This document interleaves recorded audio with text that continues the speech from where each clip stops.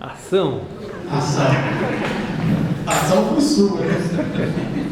E a Regina, acho que junto com a Regina, alguém comentou aqui, né? Se puder, conte uma história. Histórias são fundamentais. Ao longo da manhã de hoje, nós fizemos isso várias vezes. Contamos histórias, porque a história conecta a gente com as pessoas. Não fale de você na primeira pessoa para mostrar uma coisa que você não é. A ideia não é essa. A ideia é se humanizar. Como trouxe de volta aqui, ele também faz isso. Isso é uma técnica. Ele não faz porque acha bonitinho só. É uma técnica, uma abordagem. Então, quando você, se o assunto às vezes é pesado, é encrencado, você cita uma situação do teu cotidiano que você vivenciou. E nós somos pessoas com muita vivência. A gente resgata aquilo como exemplo, fica rico, as pessoas prestam atenção, elas observam, elas tomam conta de você, percebem, quando você está na frente falando, todo mundo fica prestando atenção. E as histórias são aqueles elementos, sobretudo quando tem história, por exemplo, familiar. Regina fez isso, né? Contou um caso, uma situação familiar. E as pessoas se identificam, como ela falou do pai, as pessoas que têm o pai vai se identificar com a história, por conta do pai. Presta atenção. E isso cria um mecanismo de conexão. Agora, aqui é um ponto de observação. O foco não é na história. Quando a gente conta uma história, o objetivo é contextualizar o objetivo daquele tema usando a história como meio. Tem gente que se perde na história. A palestra é a história. A gente tem que tomar cuidado com isso. A história é um meio, mas a história não é um objetivo, é um recurso. Assim como coisas eletrônicas também não são objetivo. Portanto, a culminância do trabalho, colocou a gente ali, deve ser o conteúdo doutrinário. Ele é muito importante. Eu vou fazer aqui uma retificação para ratificar. Isto é, eu vou corrigir para dar ênfase.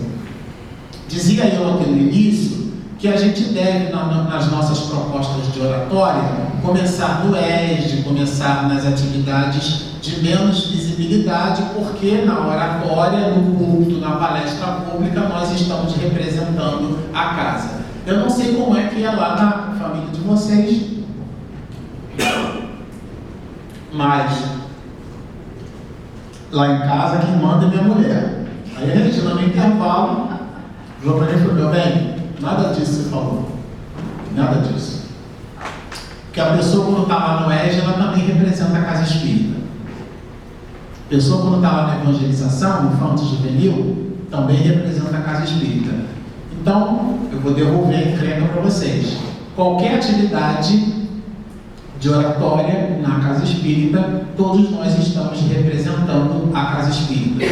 O que vai determinar aquele ponto é essa ou aquela atividade, mas do ponto de vista de representatividade é a mesma coisa. Por que eu estou dizendo isso?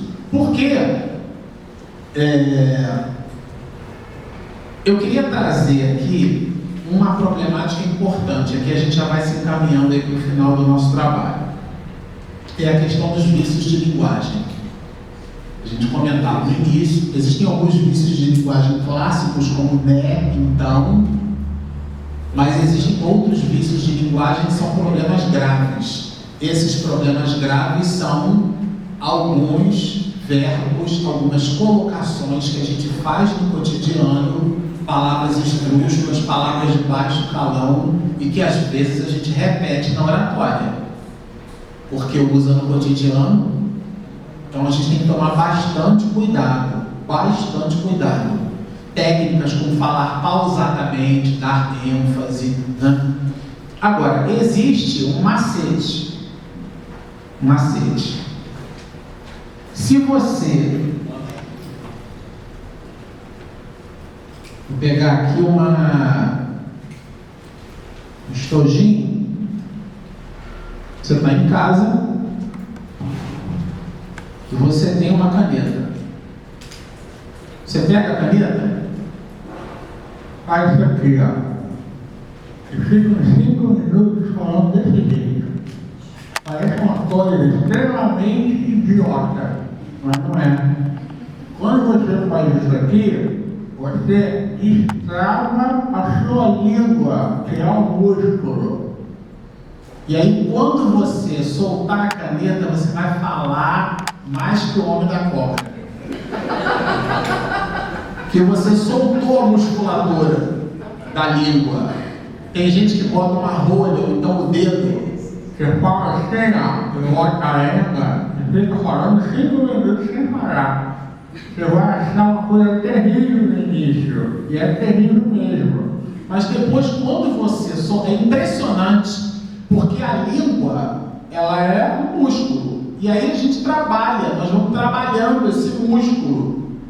Nós podemos usar vários recursos. Eu trouxe 2 e funciona. Em teatro a gente usa muito isso como elemento de dicção. É importante, são técnicas. Além delas, recursos tecnológicos. Um dos recursos tecnológicos importantes, aliás, é um dos mais utilizados pelo palestrante, pelo orador, é o microfone. Microfone, não vou destruir não.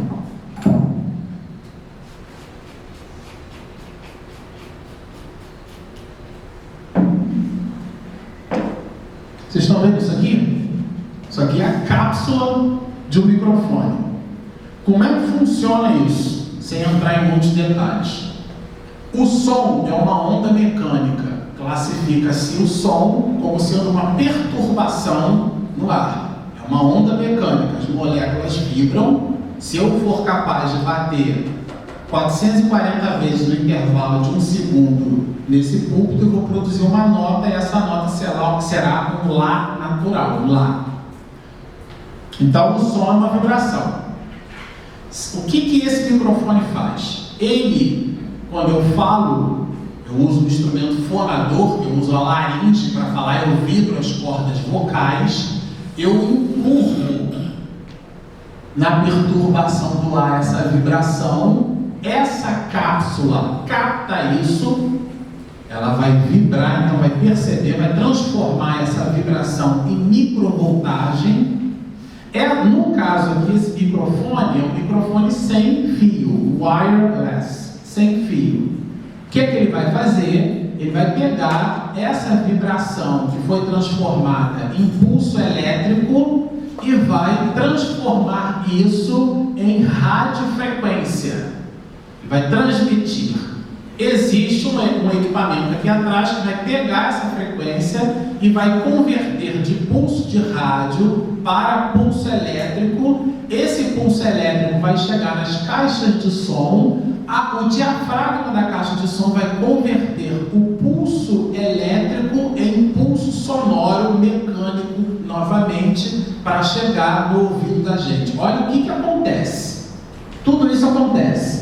Mas eu resolvi tirar essa cápsula aqui para dizer para vocês que microfone não é picolé.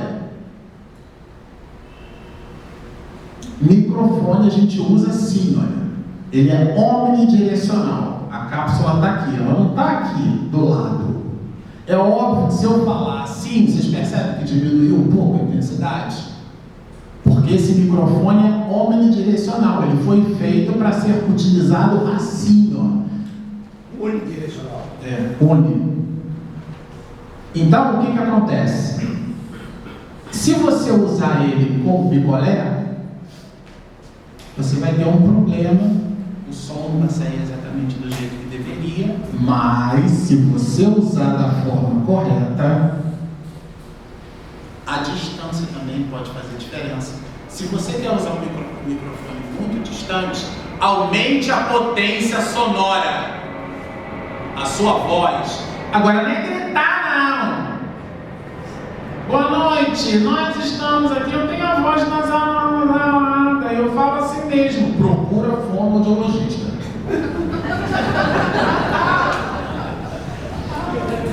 Procura que ele dá jeito. E dá. O fonoaudiologista, ele resolve isso Então, assim como os microfones, as apresentações. Eu procurei aqui trabalhar os textos variando as fontes entre 28 a 32. Não dá para colocar textos pequenininhos. Eu trouxe um exemplo aqui de uma apresentação, olha que delícia. Eu já vi apresentação assim. Isso aqui é exame oftalmológico, né? Certo? A pessoa preenche, ela adorou aquela flor. Mamãe faz um monte de foto com flor. Aí essa imagem, inclusive, eu tirei do trabalho dela, não foi nem eu quem fez. Foi a mamãe que usou como exemplo. Eu achei que como exemplo foi sensacional. O que não deve ser feito é isso aqui, ó. Tem um outro exemplo também, que às vezes as pessoas usam. Esse daqui. Olha que delícia. Gente, palestra não é para você ficar lendo o texto para a pessoa na hora lá. Ninguém aguenta isso. Ainda mais quando a pessoa não tem técnica para a leitura. Aí não é que não tem nem a técnica para a leitura, ela não tem o hábito de ler. Então aqui quando chegar, não somente falar, mas verificar sobretudo o que damos com as nossas palavras. Automaticamente transferimos isto. Vai dormir. Então tem que ter essa preocupação. Eu peguei carona, a Regina me deu essa inspiração do arroz com feijão temperado.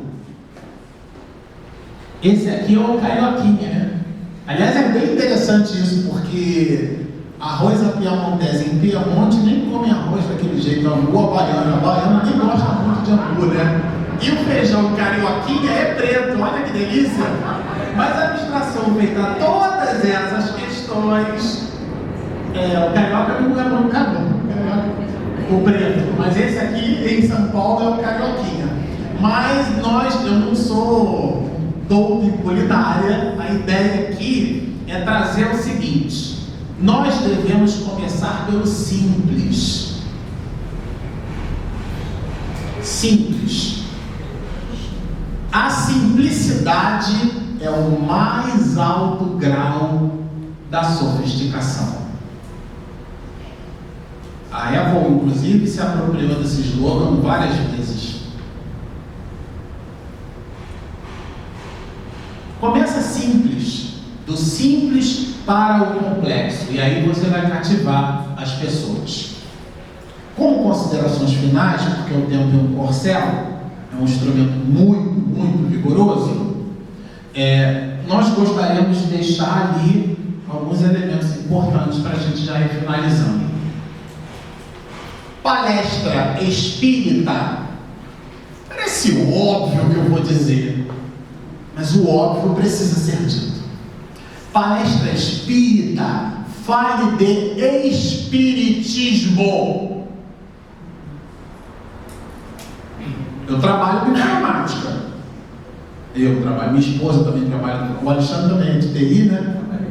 Então, trabalho com telecomunicações, com engenharia de software. E daí, o que isso tem a ver com bem-aventurados aflitos?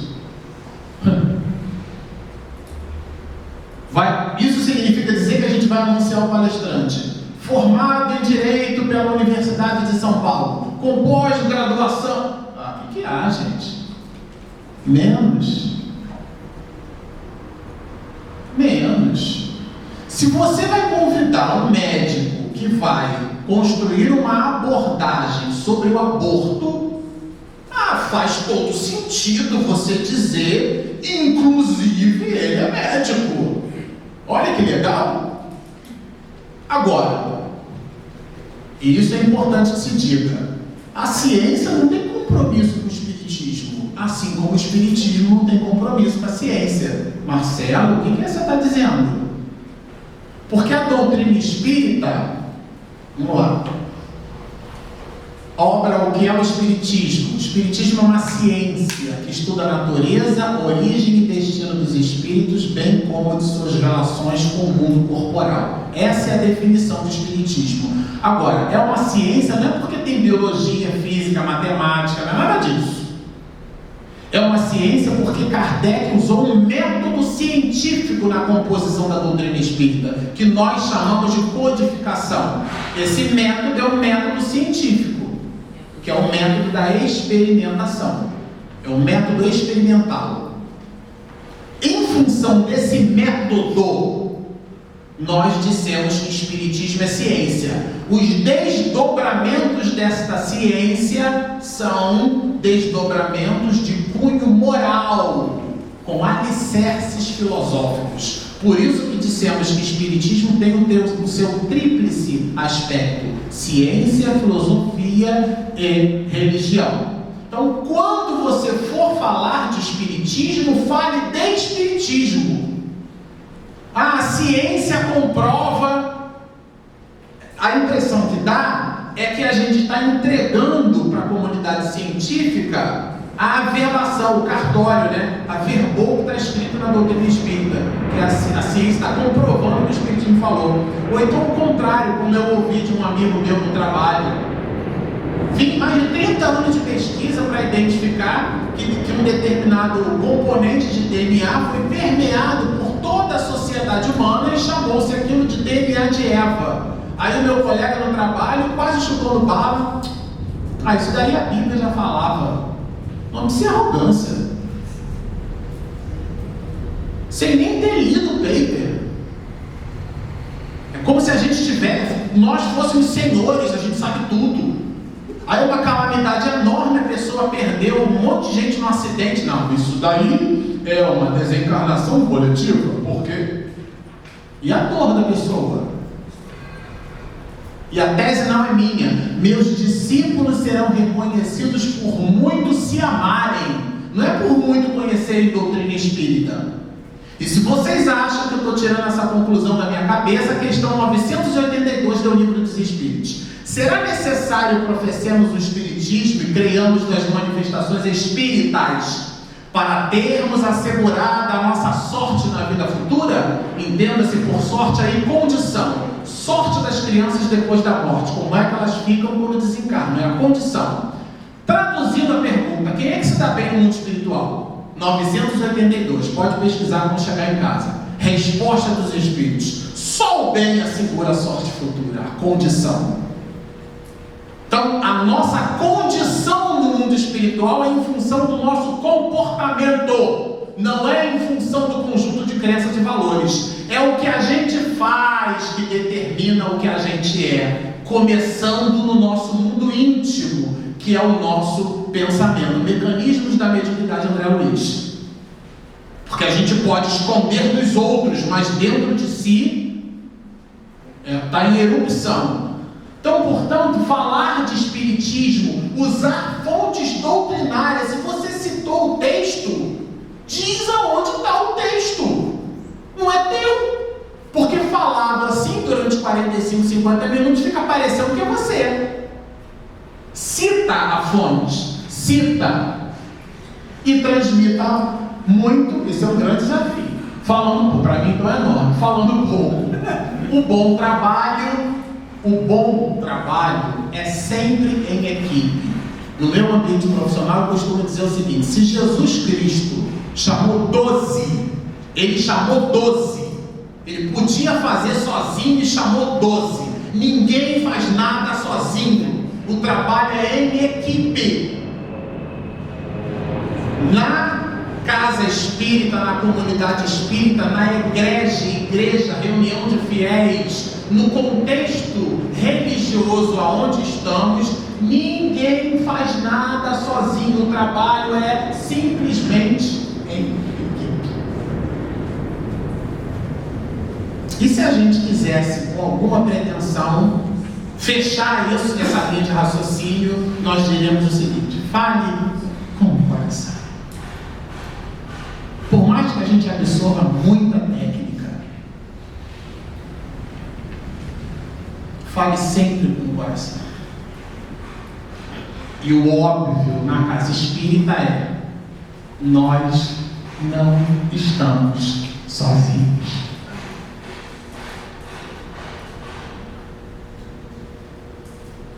Nesse exato momento aqui, tem um monte de gente.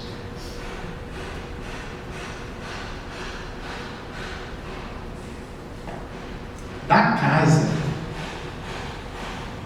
pessoas que se dedicaram a esta instituição, que amam esta instituição, têm carinho por ela. E a gente tem que ter respeito por essas pessoas. Porque não existe faculdade de experiência. Experiência, ou você tem, ou você não tem. Não existe MBA em experiência. Então, uma pessoa com experiência deve ser respeitada.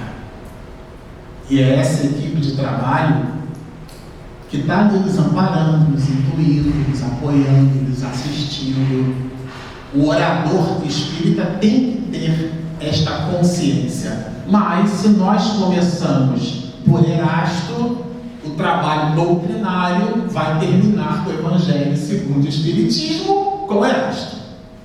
Ele vai nos dizer: faz-se mister, regueis com os vossos suores. Lembra lá no início o sacrifício? O terreno onde tendes de semear. O semeador saiu a semear. Ele está falando do verbo. Porquanto ele não frutificará e não produzirá, senão sobre os reiterados golpes da enxada e da charrua evangélica. Erasto termina, porque é ele quem vai terminar o trabalho da manhã de hoje, dizendo para nós: ide e pregai. Boa tarde.